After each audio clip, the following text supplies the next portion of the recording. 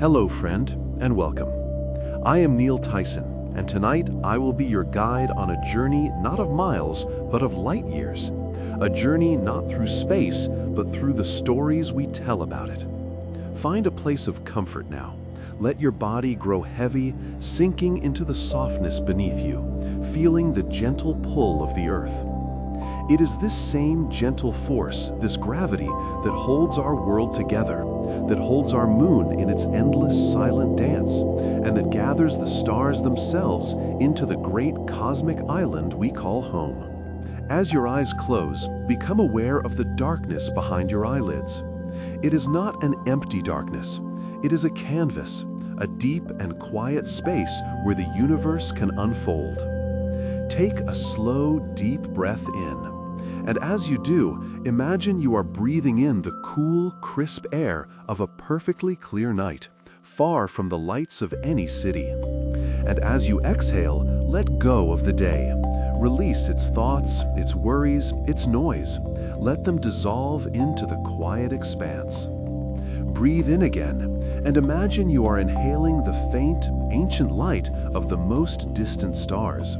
Light that has traveled for millions of years just to reach you now.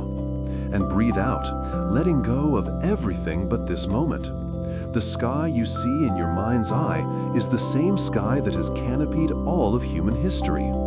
It is the shared ceiling of our world, under which countless generations have been born, have dreamed, and have looked up in wonder. And stretching across that ceiling, they all saw it. A faint, luminous, shimmering cloud of light, a river of stars, a path of spirits, a splash of divine milk across the heavens. Tonight, we will journey through that celestial wonder, our Milky Way, but we will see it not through the lens of a telescope, but through the eyes of our ancestors. We will listen to the myths and legends they whispered around fires, stories that sought to explain the inexplicable, to give meaning to the majesty above. These stories are woven from the same stardust that we are. They are our cosmic heritage. So let your mind drift, let your body rest, and let us begin our journey through the whispers of the Milky Way. Let our journey begin in a place of myth and marble, on a mountain peak that pierces the clouds. We find ourselves in ancient Greece, on the sacred heights of Mount Olympus, home of the gods.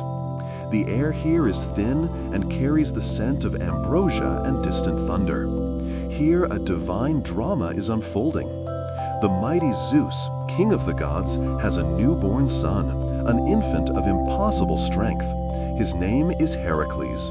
But his mother was a mortal woman, and Zeus wishes for his son to have the power of a true god. To do this, the infant must drink the milk of a goddess. And so, under the cloak of night, Zeus gently places the sleeping baby at the breast of his own wife, the queen of the gods, the majestic and powerful Hera. As Heracles begins to nurse, his superhuman strength reveals itself. He drinks so powerfully, so greedily, that he awakens the slumbering goddess.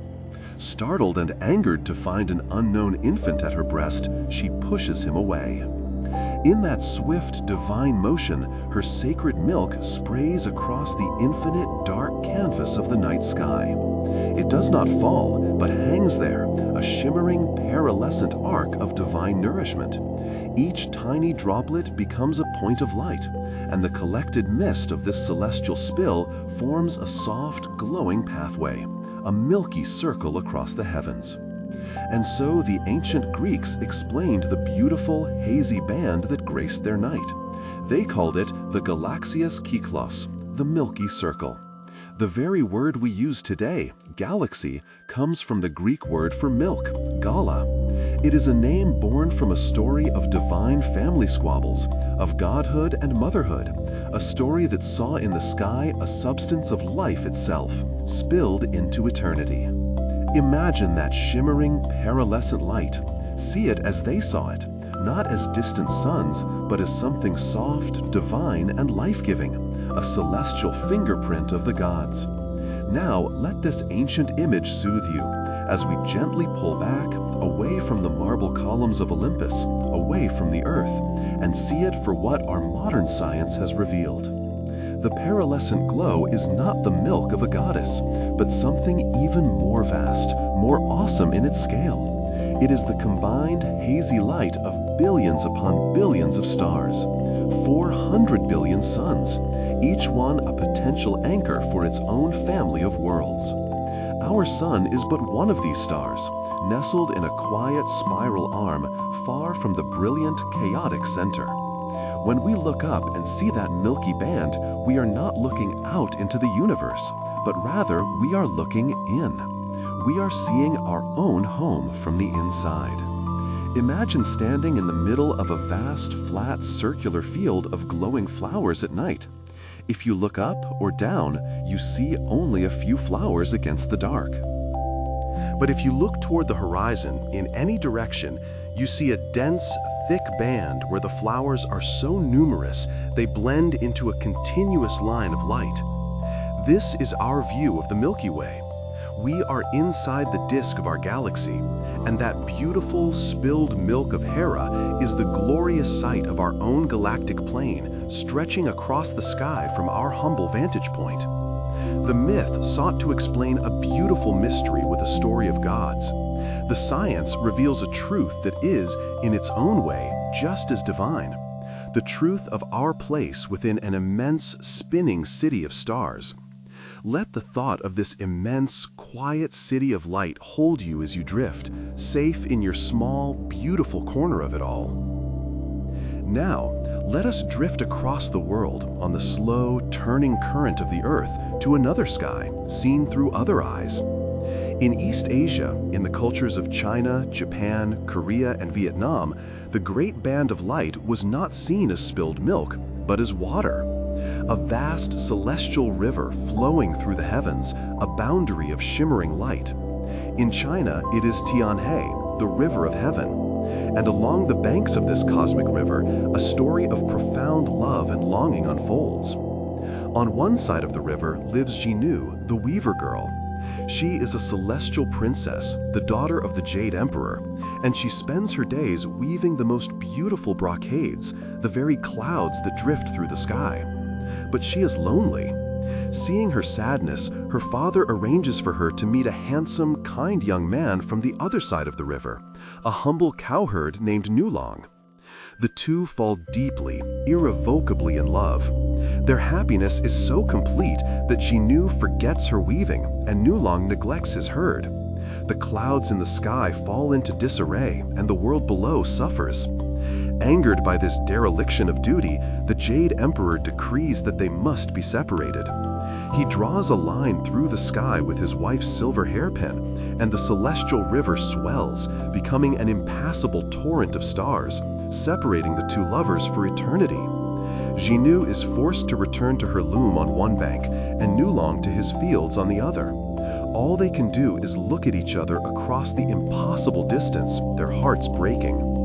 But their love moved the hearts of all living things, and a flock of magpies, thousands upon thousands of them, took pity on the lovers. Once a year, on the 7th day of the 7th lunar month, every magpie in the world flies up into the sky. They form a great feathered bridge with their wings, a dark, fluttering path across the starry river, just for one night. On this night, and this night only, the Weaver Girl and the cowherd can cross the bridge of birds and be together. It is a story of enduring love, of bittersweet reunion, a promise that even the most cosmic of distances cannot extinguish true devotion. If you look up at the summer sky, you can see them still. The Weaver Girl, Jinnu, is the brilliant blue-white star we call Vega. The cowherd, Nulong, is the bright star Altair, and the vast, sparkling river that flows between them is our Milky Way. The story is celebrated to this day in festivals like the Kixi Festival in China and Tanabata in Japan, a time for wishes and celebrating love. Feel the gentle longing in this story. Imagine the sound of that vast, quiet river of stars. Hear the soft, distant fluttering of a million wings building a bridge of hope in the moonlight. Scientifically, Vega and Altair are indeed celestial neighbors, two of the three bright stars that form the summer triangle. But they are still separated by a gulf of 16 light years, a distance so vast that light itself, the fastest thing in the universe, takes more than a decade and a half to travel between them. The ancient storytellers, without knowing the numbers, felt that immense separation and wove a tale that gave it a beautiful human meaning. Let the feeling of quiet hope, of love that bridges any distance, settle over you now as you float gently on the banks of this celestial river. But what if the stories are not in the light, but in the darkness? What if the meaning is found not in the stars themselves, but in the spaces between them? Let us shift our perspective now, drifting south over the vast oceans to the ancient continent of Australia.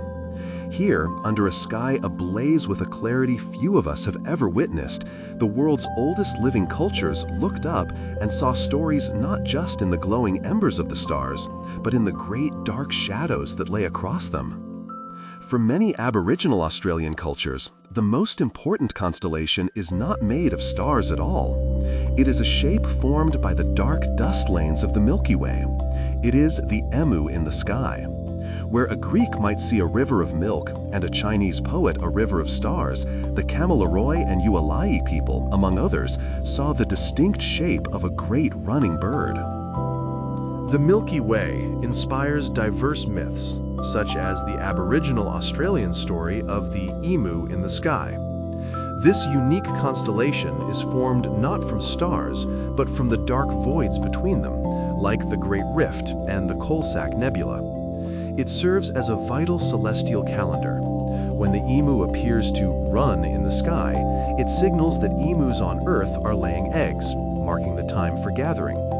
Scientifically, these dark clouds are not empty voids, but are stellar nurseries, dense regions of dust and gas where new stars are born, echoing the myth's theme of life.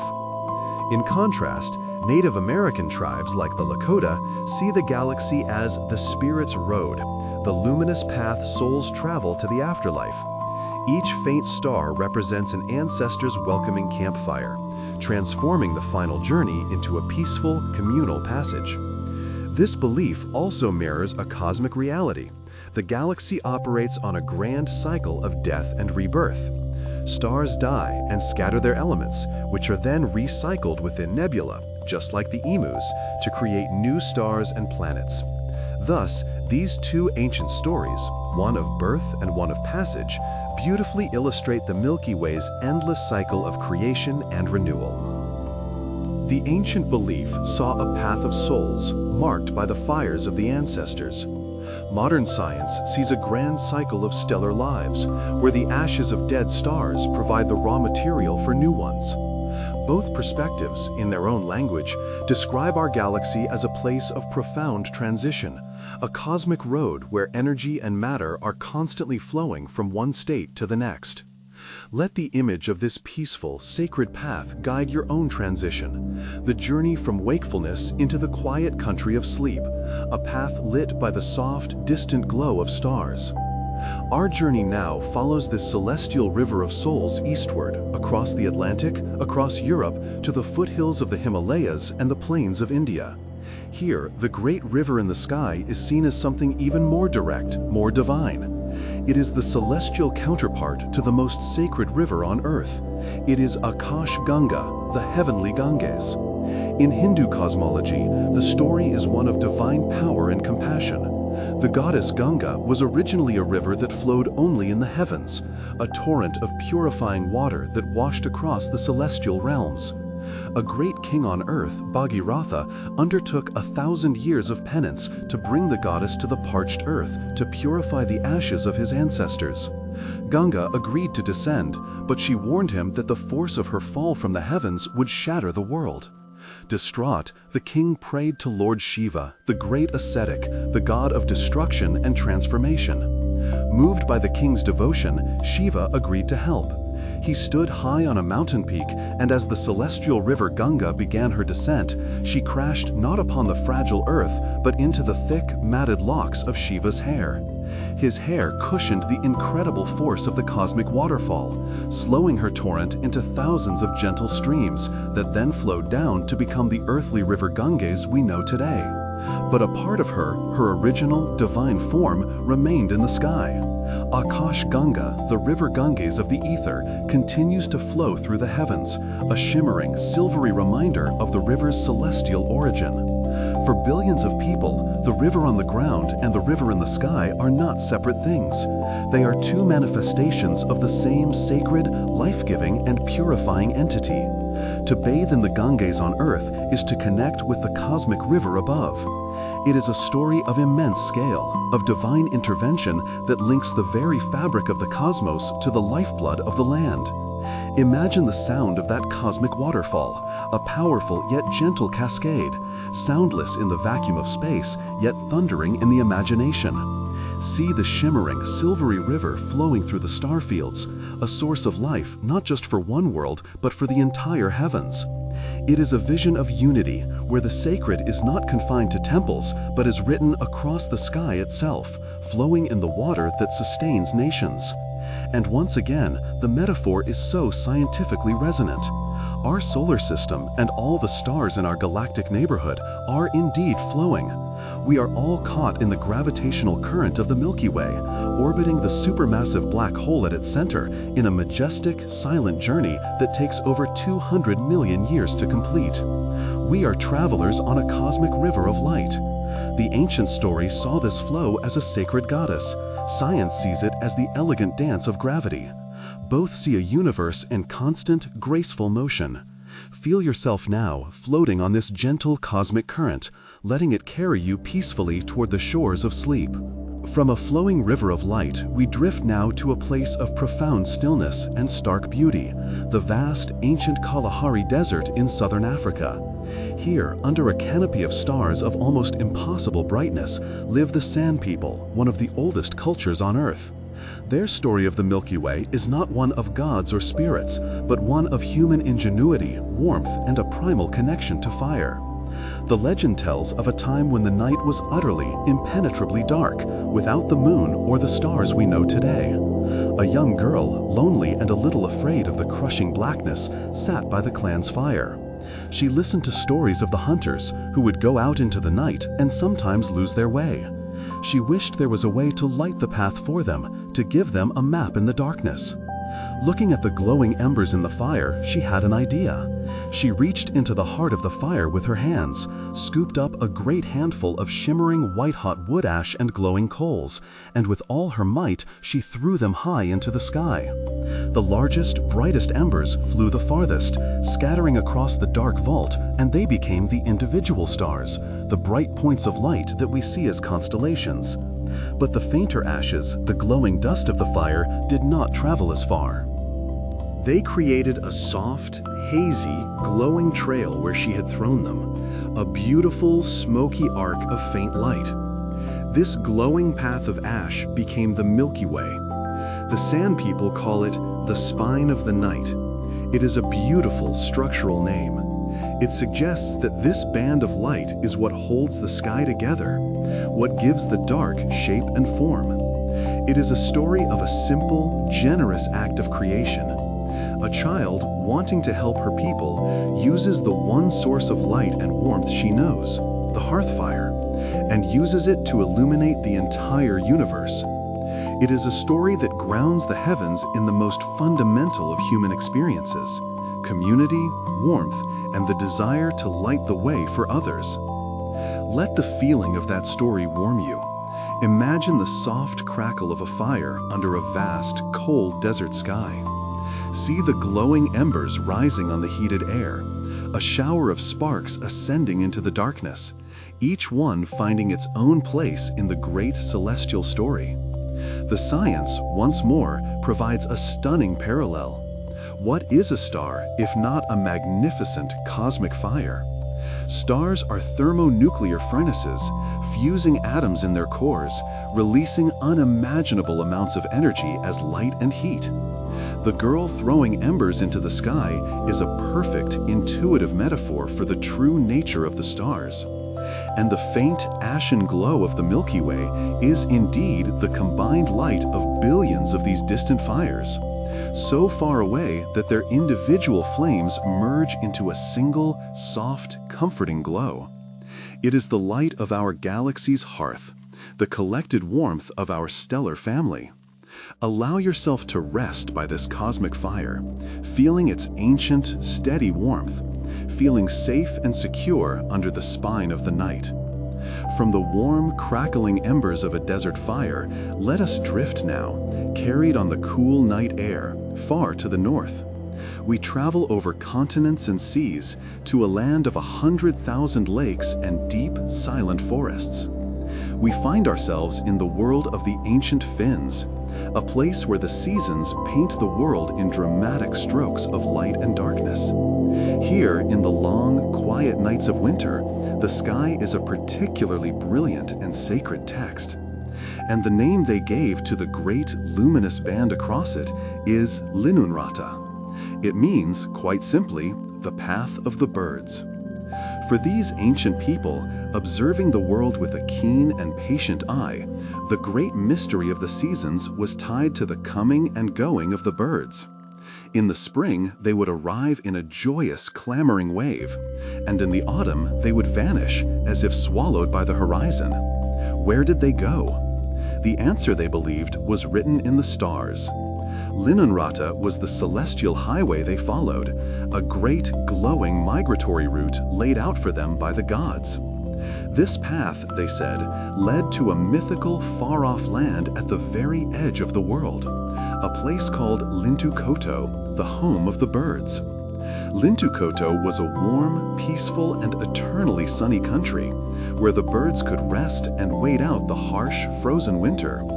The Milky Way was their guide, an unerring map that ensured they would find their way to this paradise and, just as importantly, find their way back in the spring. Imagine the sight: a late autumn evening, the air growing crisp, the first scent of frost on the wind. As dusk settles, you hear it, a soft, distant sound on the breeze.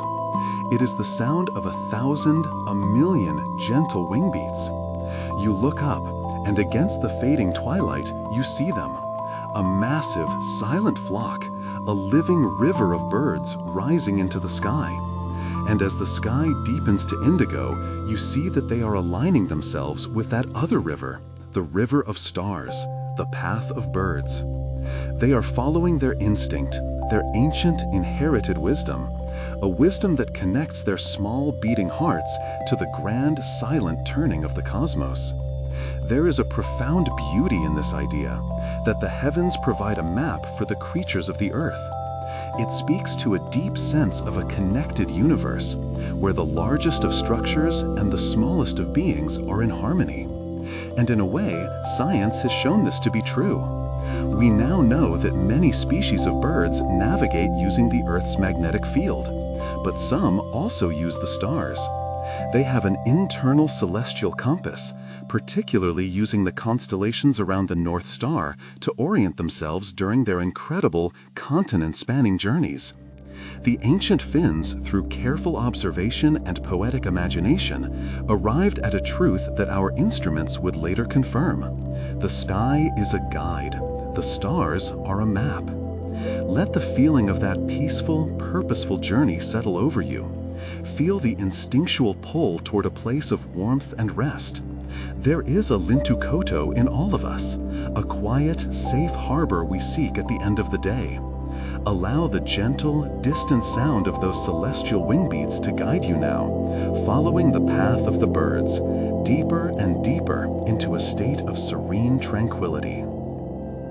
From a path of instinctual travel, let our cosmic journey take a turn toward a tale of divine mischief. We drift southeast, over the plains of Europe, to the rugged, ancient highlands of Armenia. Here, nestled between mountains, a different kind of story was told about the scattered light in the sky.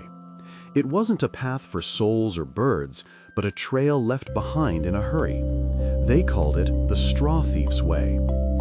The story centers on Vahan, a powerful god of fire, thunder, and war. One winter, a terrible cold gripped the land, and the people and their animals were suffering. Vahan looked down and saw that the blame lay with Barsham, the king of Assyria, who was hoarding all the straw in the land in his massive storehouses, refusing to share it. Straw, in this agrarian world, was not just animal feed. It was insulation, it was bedding, it was a source of life and warmth. Filled with righteous anger, Vahan descended to the Assyrian plains. He disguised himself, and, in a daring, swift raid, he stole a huge armful of straw from the king's storehouses to bring back to his people. With the celestial straw piled high in his arms, he leapt back into the heavens, racing across the night sky. But as he fled, with the winds of the upper atmosphere whipping around him, small pieces of the golden, glowing straw slipped from his grasp.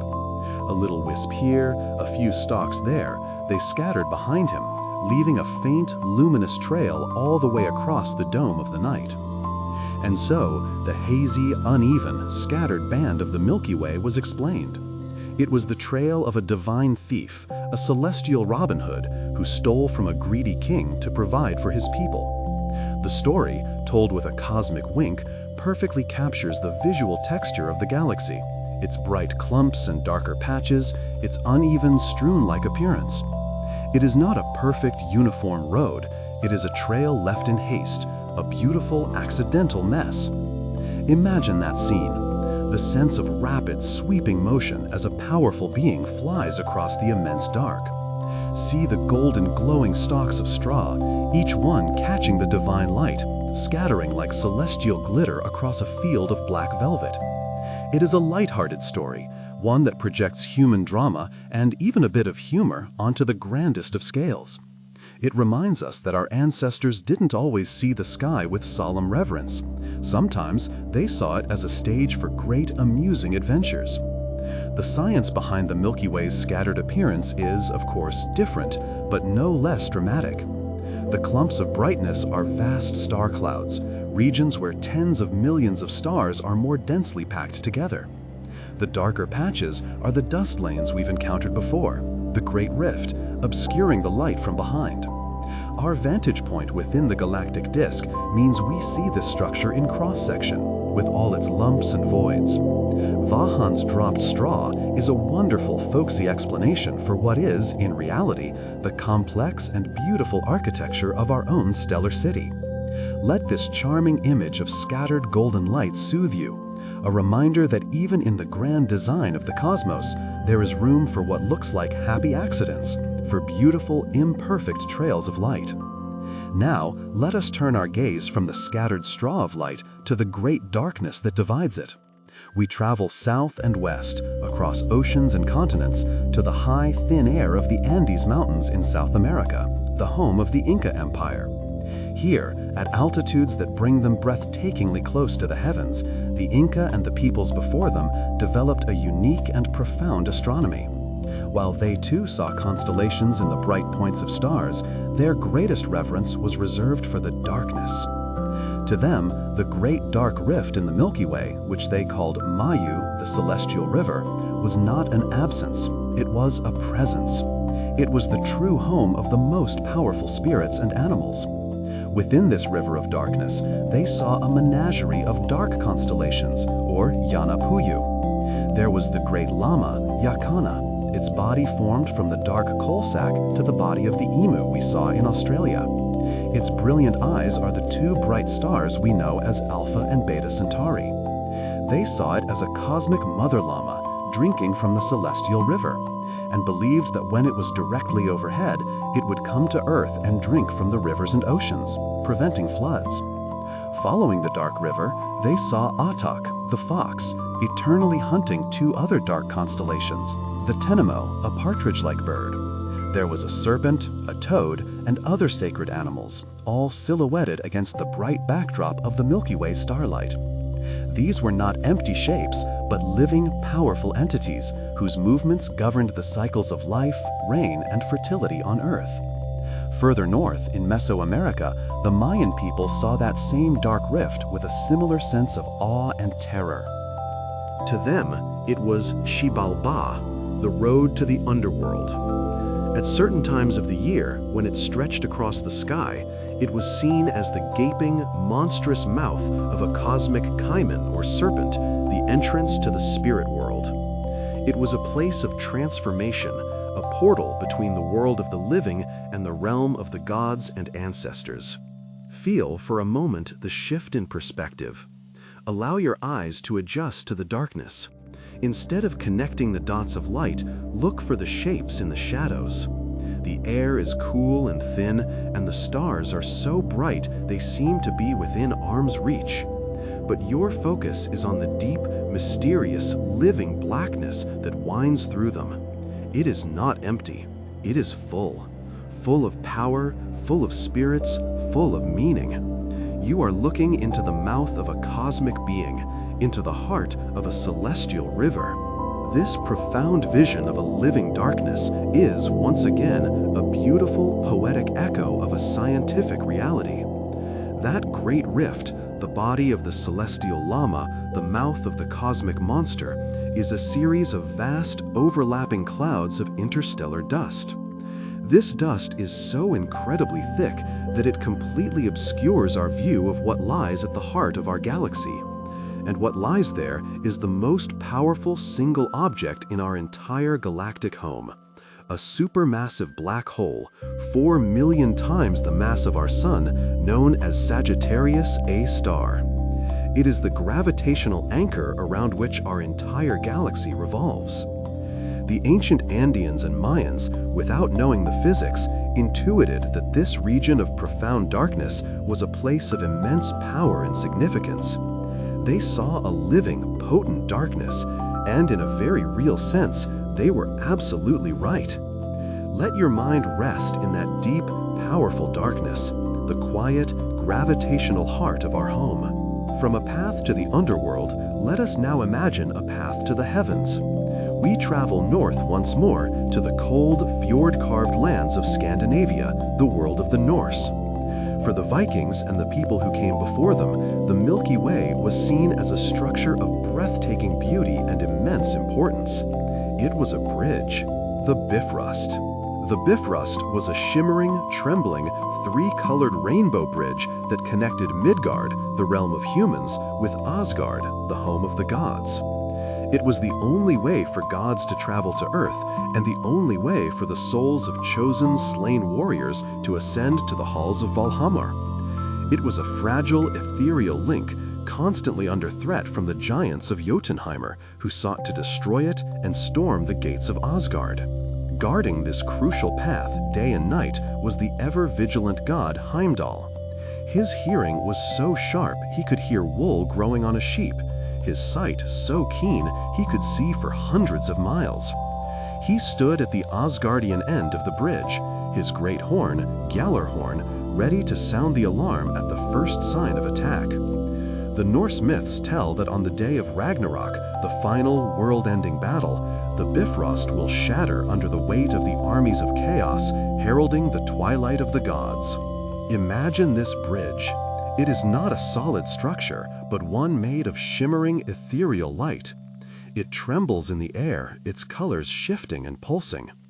Looking up at the band of the Milky Way on a clear night, you can almost see it. The subtle variations in color, the soft, trembling glow. To walk on such a bridge would feel like walking on air and light itself. It inspires a sense of awe, of majesty, a tangible connection between our small world and something infinitely greater and more divine. The idea of a bridge is a powerful metaphor for our galaxy. In a literal sense, the Milky Way is our home, the island universe we inhabit. But it is also our bridge to understanding everything else. Every star we can see with the naked eye is a part of our galaxy. To study them is to study our local neighborhood. But it is by looking beyond our galaxy, by using it as a stepping stone, that we have come to understand the true scale of the cosmos. To see that our Milky Way is but one of hundreds of billions of other galaxies, each a bridge to its own worlds, its own possibilities. The Norse saw a bridge to the gods. We see a bridge to knowledge, a bridge to the rest of the universe. Allow yourself to feel that sense of connection, of being part of a great structure that links you to the cosmos as you drift peacefully on this bridge of shimmering starlight. Let us follow the flow of celestial light to another ancient land shaped by a great river. We drift south to the warm, fertile crescent of Egypt. Here, under a sky that was meticulously mapped and worshipped, the band of stars was seen as the celestial counterpart to the lifeblood of their civilization, the River Nile. For the ancient Egyptians, the earthly Nile was everything.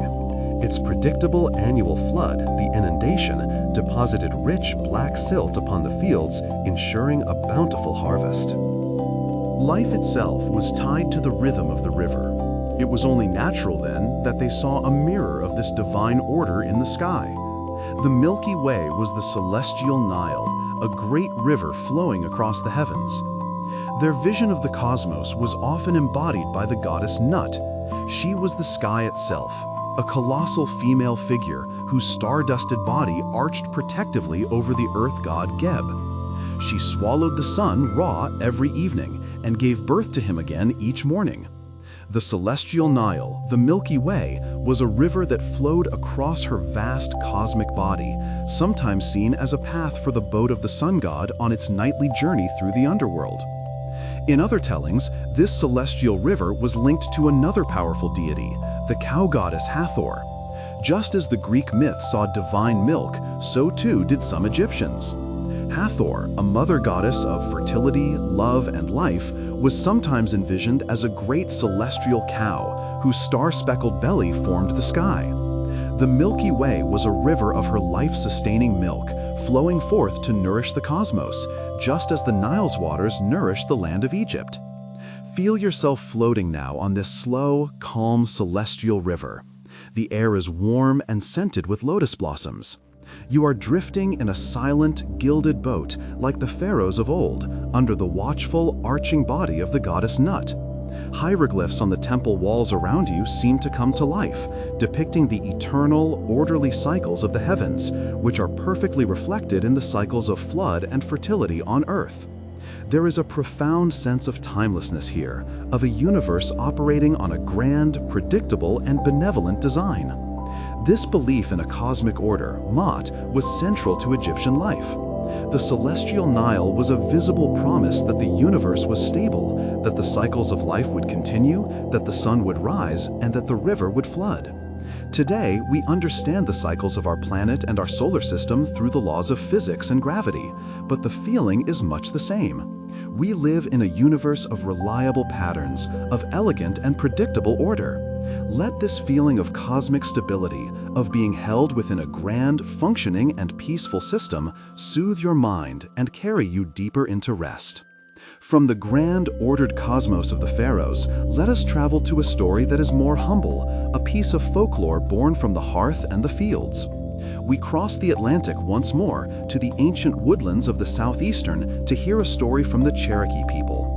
Their tale of the Milky Way is a charming one, explaining its origin with a great spirit dog and a bit of spilled cornmeal. The story goes that in a small village there lived an old man and his wife who owned a corn mill.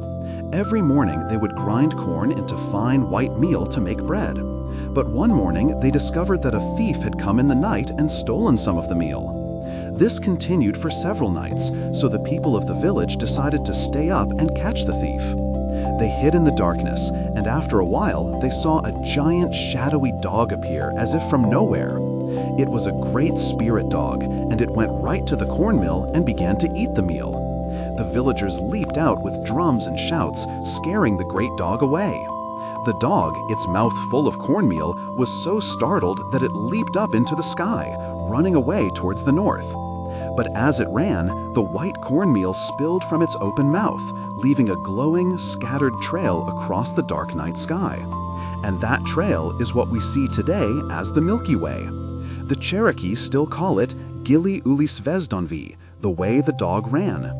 It's a simple, beautiful story that feels like it could be told to children around a campfire. There is a sense of gentle mischief in it, of a celestial chase. Imagine the scene, the great shadowy dog, larger than any earthly creature, bounding across the heavens. and see the fine white powder of the cornmeal, catching the faint starlight, scattering and glowing in the darkness. It's a perfect visual for the galaxy's soft, granular light. The story also grounds the cosmos in the essentials of life. Corn was the staple food for the Cherokee, the foundation of their diet and culture. To see it represented in the sky was to connect their daily sustenance with the grand patterns of the universe. The story explains not just the appearance of the Milky Way, but also its path, stretching from south to north, just as the dog ran. It's a story born from community, from folklore, and from the desire to see one's own life and culture reflected in the great mysterious canvas above. Let this gentle, charming tale bring a sense of comfort and simplicity to your mind. The sky is not always a place of powerful gods and epic battles. Sometimes it is simply the place where the dog ran, leaving a beautiful, accidental trail for all to see. Now, from a chase across the land, let us set sail upon the vastest of oceans. Our journey takes us to the islands of the Pacific, the home of the Maya and other Polynesian peoples, the most accomplished and daring navigators in human history. For them, the sky was not just a place of stories, it was a map, a compass, and a sacred guide that allowed them to find tiny islands and the immense blue emptiness of the sea. And the Milky Way was one of its most prominent features. To the Maya of New Zealand, the Milky Way is Te Maungo Roa, which means the Great Shark. They see the long, luminous band of the galaxy, with its dark patches and bright regions, as the body of a great shark swimming through the cosmic ocean of the sky. In some traditions, this great shark was placed in the heavens by the beloved demigod Maui as a guide for his people. In other Polynesian traditions, such as in the Tuamotu Islands, the galaxy is seen not as an animal, but as a vessel, the great long canoe of a hero named Tamaroreti. He was fishing one day when he was swept far out to sea and became lost. As night fell, he saw the stars for the first time and used them to navigate his canoe back to his home. To honor his discovery, the gods placed his canoe in the sky, its outriggers and hull traced by the bright stars, its wake the shimmering path of the Milky Way. Whether a great shark or a great canoe, the meaning is the same. The Milky Way is a guide, a directional marker in the vast open ocean of both the sky and the sea. Imagine yourself in a canoe, far from any land. The only sound is the gentle lapping of waves against the wooden hull. The air is warm and smells of salt.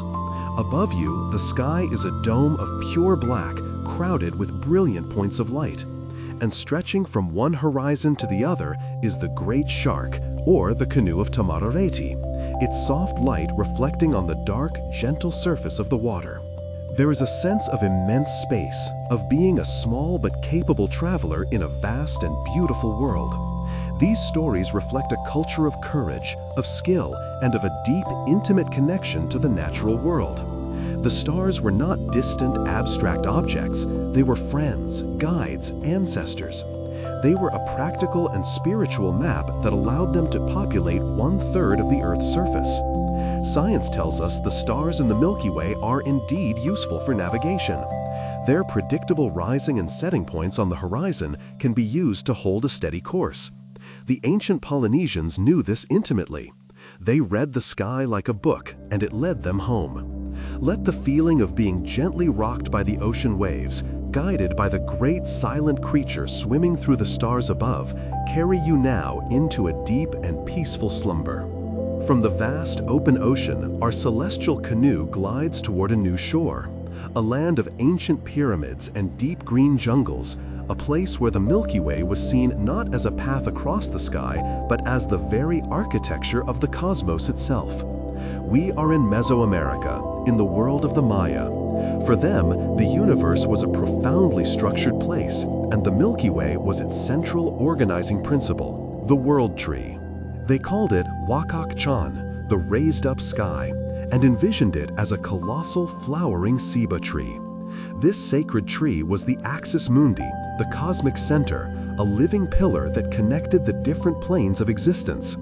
Its deep roots reached down into the dark waters of Xibalba, the underworld. Its sturdy trunk stood in the earthly plane, the world of the living, and its high, sprawling branches, heavy with blossoms and thorns of light, held up the heavens, the realm of the gods. The Maya were meticulous observers of the sky, and they noticed that throughout the year, the Milky Way changes its orientation. For part of the year, it lies horizontally, parallel to the horizon. But during the winter months, from the heart of their lands in the Yucatan, the great band of the galaxy rises until it stands vertically, a luminous pillar connecting the ground to the very zenith of the sky. This, for them, was the moment the Wakak Chan was erect and visible. It was a time of immense spiritual power, a moment when the portals between the worlds were open, when communication between humans and gods was possible. Imagine yourself standing in a clearing in the jungle on a cool winter night. The air is thick with the scent of damp earth and night-blooming flowers. The sounds of insects and the distant calls of howler monkeys create a living symphony of the darkness. You look up, past the dark silhouettes of the canopy, and you see it.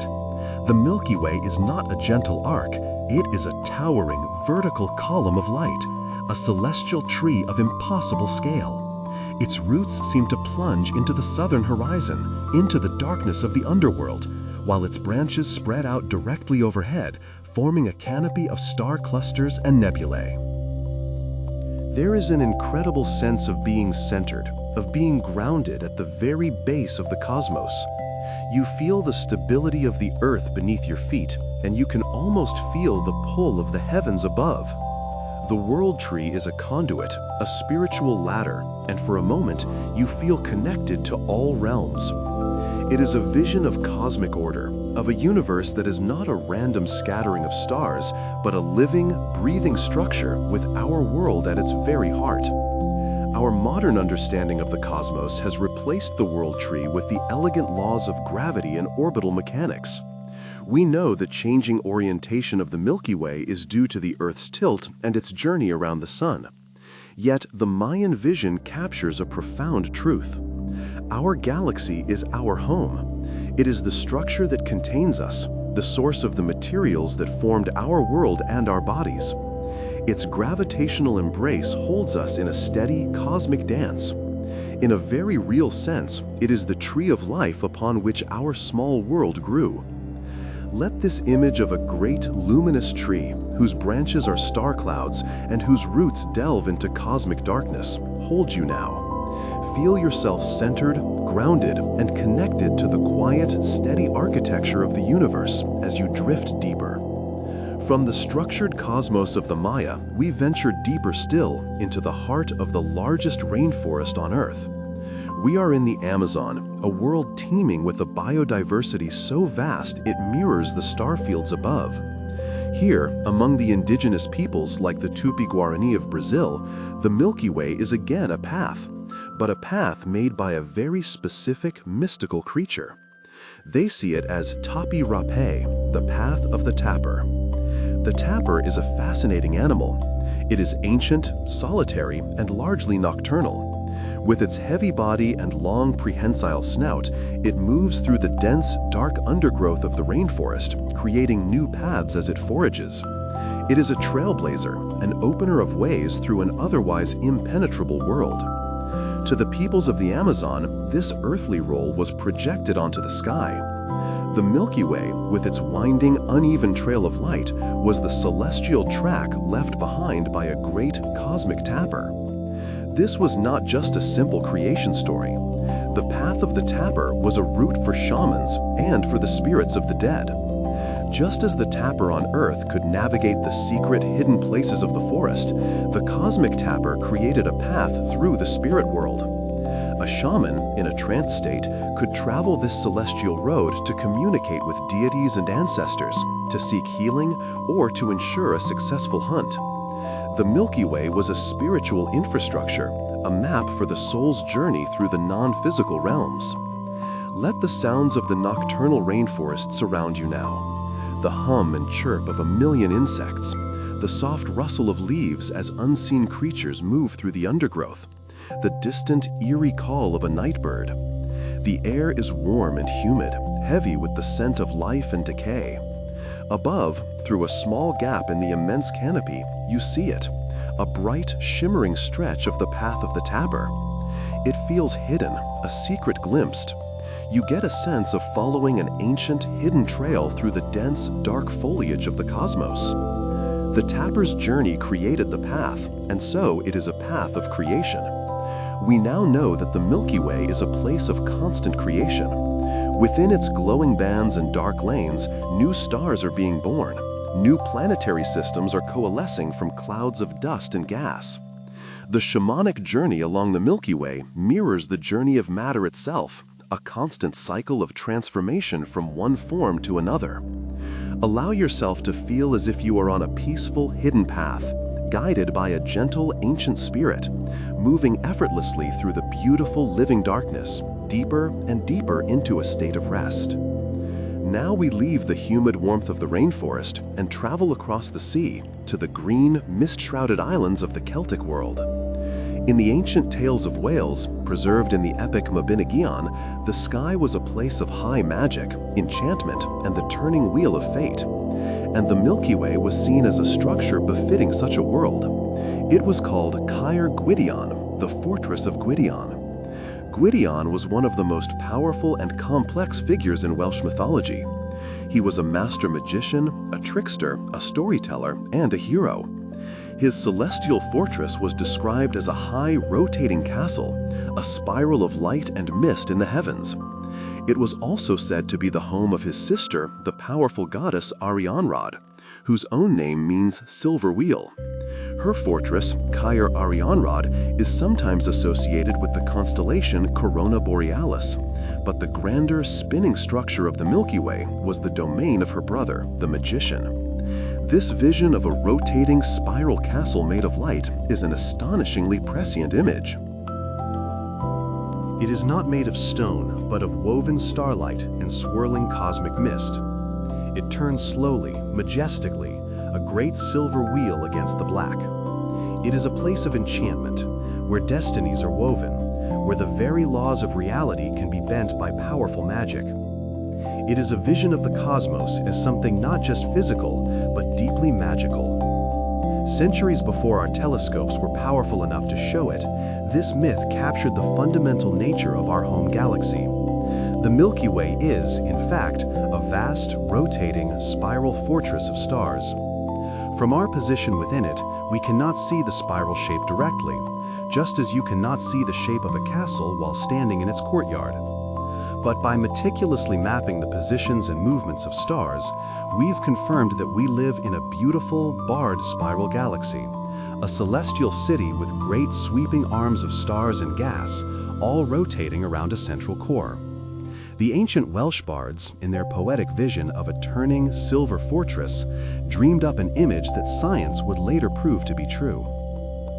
Let the feeling of gentle, cosmic turning soothe you. Imagine yourself held safely within the walls of this magnificent, magical fortress of light. The wheel of fate, the wheel of the galaxy, turns slowly, peacefully, majestically. There is no hurry. All is unfolding as it should.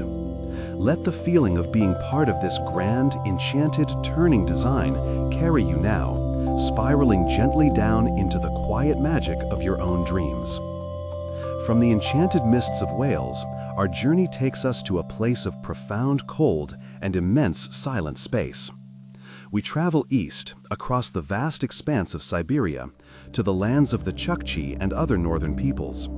Here, in the brutal, beautiful clarity of the Arctic night, the sky was not a home for gods or a path for spirits, but a piece of cosmic craftsmanship. To these nomadic reindeer herders, the sky was like the curved dome of a great tent or yurt stretched out over the world. And the Milky Way was the seam, the place where the two great halves of this celestial fabric were sewn together. It is a humble, practical, and beautiful image. A great divine tailor had stitched the sky together, and the faint, glowing light of the galaxy was the delicate, luminous thread of the stitch line. But the story holds an even more wondrous detail. The individual stars, the bright points of light scattered across the sky, were seen as imperfections in the stitching, They were tiny holes, gaps in the seam where the needle had passed, through which the light of a higher, brighter, more glorious heaven could shine through. Our universe, they imagined, was just one layer, one tent among many, and the stars were our tiny, tantalizing glimpses into a realm of even greater brilliance that lay just beyond our own. Feel the profound cold and silence of the Arctic night. The air is so crisp it almost hurts to breathe. The snow underfoot is the only thing that makes a sound. Above, the sky is a deep, flawless black, and the Milky Way is a perfect, delicate line of glowing stitches holding it all together. You look closely at a bright star, at Sirius or Vega, and you imagine it not as a distant sun, but as a pinprick of light from another, more brilliant reality, a light from a world beyond our own, leaking through. This idea of nested realities, of worlds beyond our world, is something that modern physics, in the form of string theory or the multiverse hypothesis, has begun to explore. The ancient Siberians, with their simple, elegant metaphor of a celestial seam, were contemplating the same deep questions. Is this all there is? Or are we part of something even grander that we can only glimpse in fragments? It's a story that evokes a sense of cosmic craftsmanship, of a universe put together with care, but it also inspires a sense of profound wonder at the possibility of what lies beyond the veil. Let your mind rest on this image of a beautifully sewn sky, feeling safe and secure within its sturdy construction, as tiny, brilliant points of light from a world beyond gently illuminate your path to sleep. From the vast, cold north, let us drift south again to the rolling fields and ancient farmlands of Eastern Europe. Here, among the Slavic peoples, a story was told that brought the heavens down to the scale of a village, a story of family obligation and a bit of rustic thievery. The Milky Way was known by names like Kumovaslama, which translates to the Godfather's straw. The folktale has many variations, but a common thread involves a godfather who is traveling to visit his new godchild for a baptism. The bond between a godfather, the kum, and his godchild is a sacred one in Slavic culture, a spiritual kinship as strong as blood. In the story, the man is poor and has no gift to bring the child's family, who are hosting a celebratory feast. Ashamed to arrive empty-handed, he stops at the farm of a wealthy, greedy neighbor under the cover of darkness and steals an armful of hay or straw from his barn to give to his godchild's family as a gift for their livestock. Just as in the Armenian legend, as he hurries away across the fields and then, in the magical logic of folklore, across the sky itself, he drops a trail of the golden straw behind him. This scattered, glowing trail becomes the Milky Way. It's a story that, on its surface, is about a petty theft, but its heart is about the tension between poverty and social obligation, about the desperate measures taken to fulfill a sacred duty. Let the sensory memory of a cool autumn night envelop you. You can smell the rich scent of dry hay and the damp earth. The feeling is of a simple, rustic life, one connected deeply to the land, the harvest, and the seasons. The story doesn't feature powerful gods or epic heroes, but ordinary people with ordinary struggles, and their actions are writ large upon the heavens. It makes the cosmos feel familiar, approachable, and deeply human. The grand, hazy arc of the galaxy becomes a simple trail of straw, dropped by a man in a hurry, a man trying to do the right thing in the wrong way. This humanizing of the cosmos is a recurring theme in our journey. We project our own lives, our dramas, our values onto the great dark canvas above us. By doing so, we make it our own. We find our own place in the universe by seeing the universe as a reflection of ourselves. Let the simple, humble image of a trail of scattered straw quiet your mind. There is no great mystery to solve, no divine power to appease. There is only a simple path, glowing softly in the darkness, a reminder of the deeply human stories that connect us all. Our journey now takes us to the place where these humble fields give way to the dark, cold winters of the north once more. In Sweden and across much of Scandinavia, the Milky Way has a name that is both simple and deeply evocative: Vintergatan, the Winter Street. The name itself tells a story of observation. In the northern hemisphere, the Milky Way is often at its most brilliant and spectacular during the long, clear, cold nights of winter. This is because, in the summer, our night side of Earth is facing toward the dense, bright, and somewhat dusty center of our galaxy in the constellation Sagittarius. While beautiful, the center is crowded and hazy. But in the winter, our night sky faces away from the center, looking out toward the rim of the galaxy into our own local spiral arm and the one beyond it. The view is clearer, less obscured by dust, and the stars seem sharper, like diamonds on black velvet. The winter street seems paved with frost and starlight. Imagine yourself in a Swedish landscape in deep winter. The world is hushed, buried under a deep blanket of snow. The air is so cold it feels sharp and clean in your lungs. The only sound is the soft crunch of your boots on the pristine snow. You look up and the sky is breathtaking. There is no haze, no humidity, just a perfect, profound blackness. And cutting across it is Vintergatan. It is not a faint cloud, but a bright, clear road of light, a celestial street stretching from one frozen horizon to the other. It feels like a path made for gods or for the spirits of the ancestors to travel across the sky during the longest, darkest nights of the year. It is a promise of a path, a way forward through the deep darkness. It transforms the cold, intimidating emptiness of the winter night into something structured, something navigable. It is a street, a place of passage, a sign of movement and purpose in a season of stillness. Let the feeling of that crisp, clean winter cold soothe you. Let the image of a bright, clear road of stars against a deep black sky bring a sense of peace and clarity to your mind. You are on a safe and quiet street, a path of starlight and frost leading you gently through the darkness toward a place of deep and restorative rest. And so, as we near the end of our journey through the stories of the night, let us pause and reflect on a theme that has woven its way through so many of our tales, a metaphor that seems to resonate with the human spirit more than any other. From continent to continent, from culture to culture, humanity has looked up at the great band of our home galaxy and seen a river. In China, it was Tianhe, the celestial river, separating two cosmic lovers. In India, it was Akashganga, the heavenly form of the sacred Ganges, a river of purification. For the Inca, it was Mayu, the river of darkness, populated by spirit animals. For the ancient Egyptians, it was the celestial Nile, the source of cosmic order and fertility. Why is this metaphor of a flowing, life-giving body of water so universal, so compelling? Perhaps it is because a river represents so many things that we feel intuitively about the cosmos and our place within it. A river is a journey. It has a source and a destination. It is always moving, always flowing. Our lives, too, are journeys. And our entire solar system is on an immense journey, a great flowing orbit around the center of our galaxy. We are all travelers on a river of stars. A river is also a boundary. It separates one land from another. The celestial river separated the weaver girl from the cowherd, the world of the living from the world of the gods. The Milky Way forms a visual boundary across our sky, a great dividing line in the celestial sphere. And most importantly, a river is a source of life. Water is essential for all life as we know it.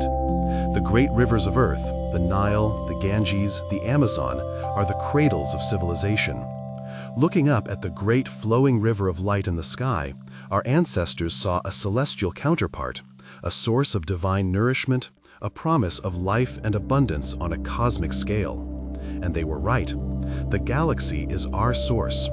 It is within the great flowing currents of its gas clouds that stars are born, and it is within the fiery hearts of those stars that the elements necessary for life are forged. Let yourself hear now a synthesis of all the river sounds we have imagined on our journey. The gentle lapping of the celestial Nile, the powerful cosmic waterfall of Akashganga, the quiet, star-dusted currents of Tianhe. Feel the sense of unity in this shared human vision. For thousands of years, on every inhabited continent, people who would never meet, who spoke no common language, all looked up at the same band of light and whispered a similar story. There is a river in the sky. It is a testament to our shared humanity, to our common desire to find meaning, beauty, and connection in the cosmos. You are part of that long, unbroken chain of stargazers. You are part of that universal story. Let the gentle, cosmic current of this universal river carry you now, on the last part of your journey, into the peaceful ocean of sleep. And so, our long journey through the starlit imagination of our world comes to a soft and gentle close. We have traveled far tonight, not by moving our bodies, but by letting our minds wander through the quiet corridors of time and culture, guided by the light of our own galaxy. We began on a marble mountain peak where the spilled milk of a goddess created a river of light. We stood by the banks of a celestial river in Asia and watched two lovers reunite on a bridge of 1,000,000 wings. We journeyed to the ancient heart of Australia and learned to see a great emu not in the stars, but in the sacred living darkness between them. We walked the path of souls with the ancestors of North America, their campfires glowing gently in the cosmic dust.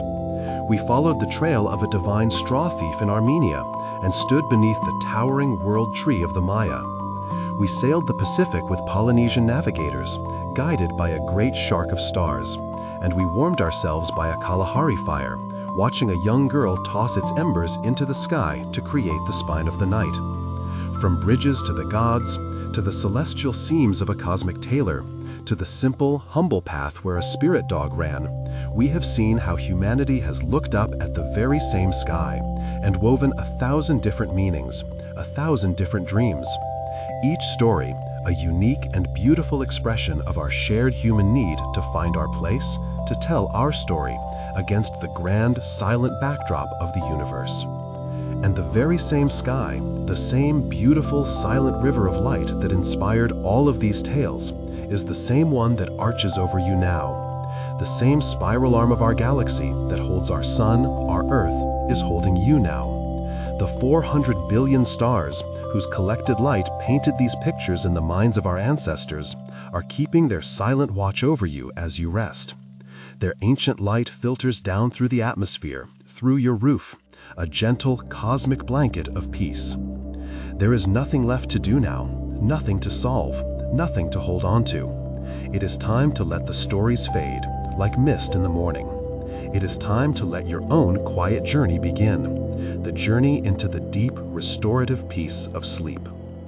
Feel your breath slowing, becoming as steady and as gentle as the turning of the earth. With each breath out, you sink a little deeper, deeper into comfort, deeper into stillness. The great spiral of the galaxy turns, but you are perfectly still, perfectly safe. As you drift into that final, quiet space between wakefulness and dream, you become the storyteller. The darkness behind your eyes becomes the canvas. And your dreams are your own myths, your own legends, written for you and by you on the deep, dark, peaceful canvas of the night. So let go now. Release the day. Release the world. Drift on that final, gentle current. Sleep now. Sleep deeply. The cosmos is quiet, and all is well.